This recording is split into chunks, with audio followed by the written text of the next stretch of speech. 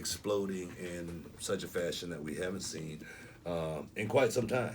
Really, in quite some time. And I don't want to put it on the level of WCW or anything like that at this point. Right. Because Yet. Not yet. Yeah, because we were selling out arenas, man. I'm talking about 20,000 every week. It was raw dog. You know what I mean? It was the time you wanted to be in the business. But AEW, man, I was just talking about them last week, and you said something that I said last week, and that was they got to do something that has never been done before, and that right there. It's going to be really, really hard to do. I watch the New Japan Wrestling. I like it. I wonder if that's going to, totally translate over here. If that route is to be taken, I don't know. One thing I do know about AEW, they got a lot of talent on the roster already. They got some guys. They got some guys that you might think they were part of Cirque du Soleil. You know what I mean? I'm serious, man. Defy gravity. The guys like Phoenix and so many more. And I tell you, it's almost like a clique. A bunch of young guys, forming, getting together almost like LeBron James. Go and talk to his buddies and say, "Let's go get a championship." Yeah, so it's almost like that. Making a super team. Yeah. What do you think about AEW?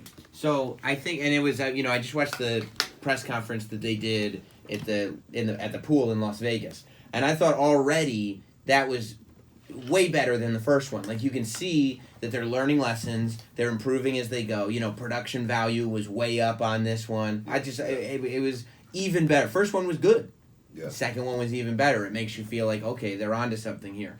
I do think that they need to do some stuff that goes beyond pro wrestling and stuff when pro wrestling is at its best, it's when people are questioning that line between reality and storyline is blurred.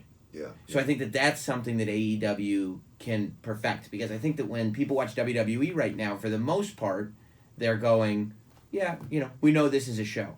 When WWE gets good, when storylines really get heated up, it's when those people start going on Twitter and people start, like your storyline with Corey Graves. People don't know if it's real or fake or what's going on. The imagination.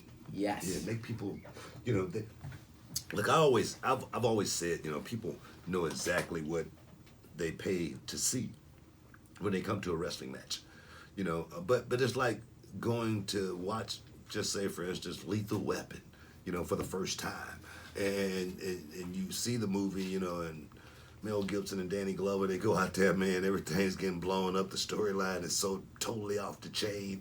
At the end of the movie, the bad guys get killed. Everybody, rides off in the sunset, whatnot.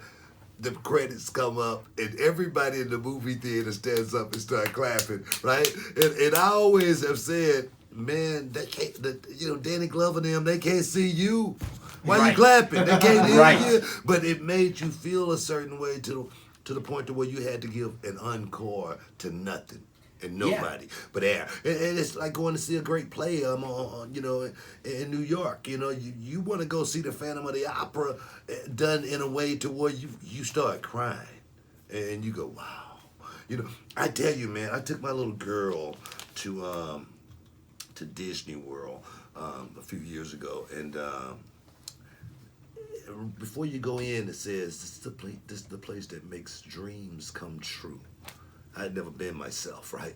And she's like 4 years old. And we go to the castle, and it's at nighttime, and it's lit up and whatnot. And my little girl, she's literally breaks down and starts crying, right? She's crying like she was, upset about something. I mean, literally crying like crazy. I'm like, baby, what's wrong? She goes, Daddy, these are happy tears. This is the best day I've ever had in my life. It was real to her. I almost started crying myself because it was the first time I had ever been there too. Right. And I'm like, man, this is real. You know what I mean? So I totally understand. That's what wrestling was back in the day. I always said it, man. It was real to me. Well, suspension of disbelief. Yeah. Like, suspension of disbelief is this thing that all wrestling needs to be good. I think something AEW is going to be able to do is deliver on the athletics. We know that for a fact. You watched All In, You talk about great pay-per-views from 2018. All In was one of them. All In might have been the best wrestling pay-per-view of the year in 2018. It's certainly in the conversation. Yep. And that was because you had these great matches, and they did a great job of telling stories that were running off of their YouTube series. So you had something that satisfied the hardcore fans. You had something that satisfied the general wrestling fans. It was just a lot of people. Everybody that watched that show left satisfied.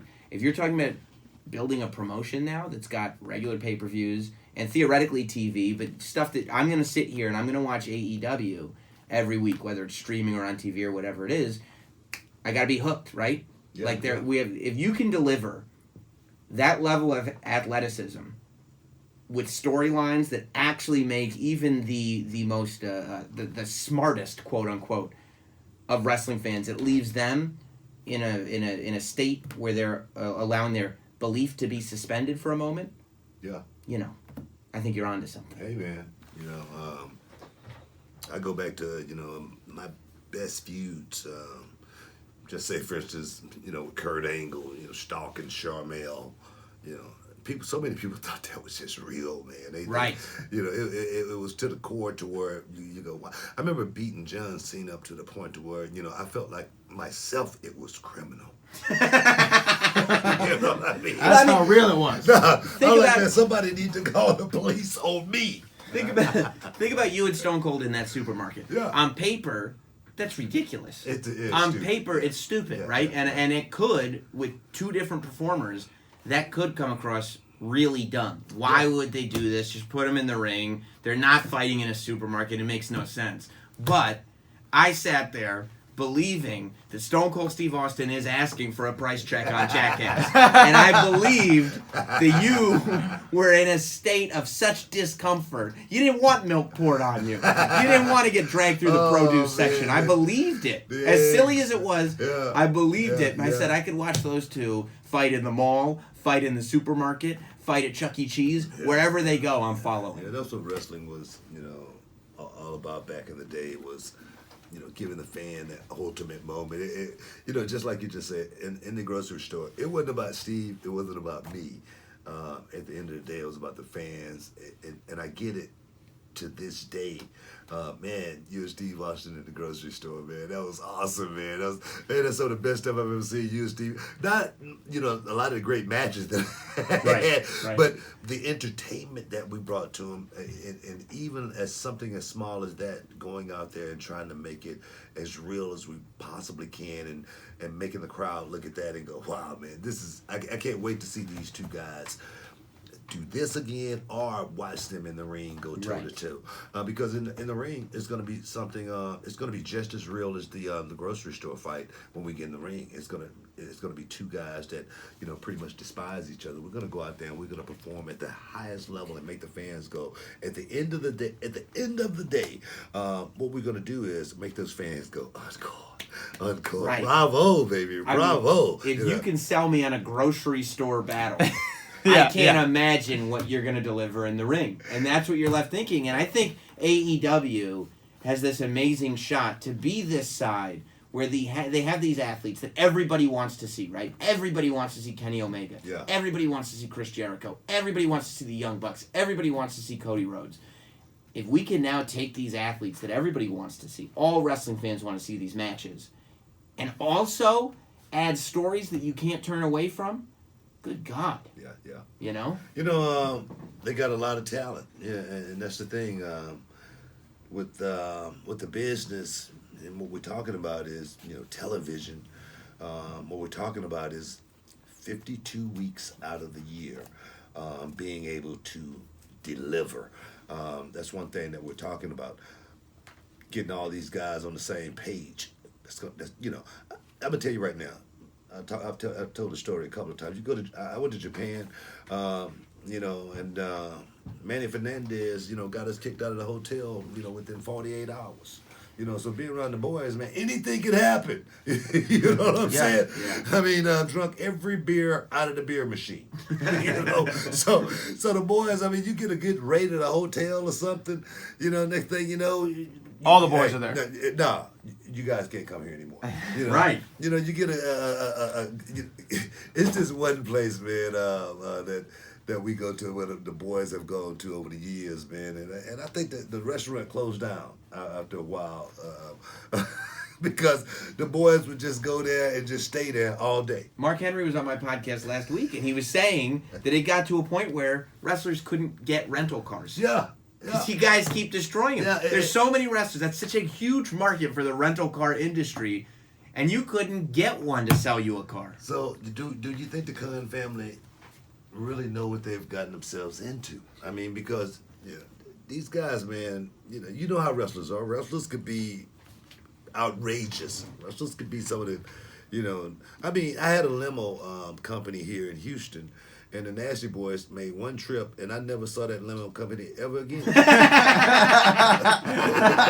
I'm serious, man. That's the God of Sunday's truth. I'm not playing either. Knobs did it. You know what I mean? So I'm just wondering. You think they know about that? If there's anything that I've learned from like getting to come and be an analyst for WWE and come to these pay-per-views, it's that no matter how big of a fan you are, no matter how close you are to it, until you're there, you don't fully understand what the wrestling business truly is. That's what I've learned. So no, I don't think, and I don't think that that's a slight on the Khan family. I don't think that they're gonna quite know what they've gotten themselves into until they're into it, because it's the only way you can know. But you just have to hope. Cody Rhodes is a smart guy. Cody Rhodes has a head on his shoulders. Kenny Omega's a smart guy. The Bucks. The Bucks and Cody and Kenny have clearly made a business out of themselves. There have been a lot of guys that have had buzz over the decades of wrestling. Lots of guys have had buzz. Nobody has been able to capitalize on that buzz independently the way the Elite has. And so you just have to assume and hope that that mentality is going to be able to be implemented into the promotion as a whole, and that the Khan family is going, look, we're going to trust you guys to use this genius that you have to market yourselves to bring together this wrestling promotion. I think Cody Rhodes, man, I think this is something that Cody has been thinking about for a very, very long time. Mm-hmm. Cody has this in his blood, being a booker, being a promoter. I knew his dad, Dusty, man. I spent a lot of time around Dusty Rhodes.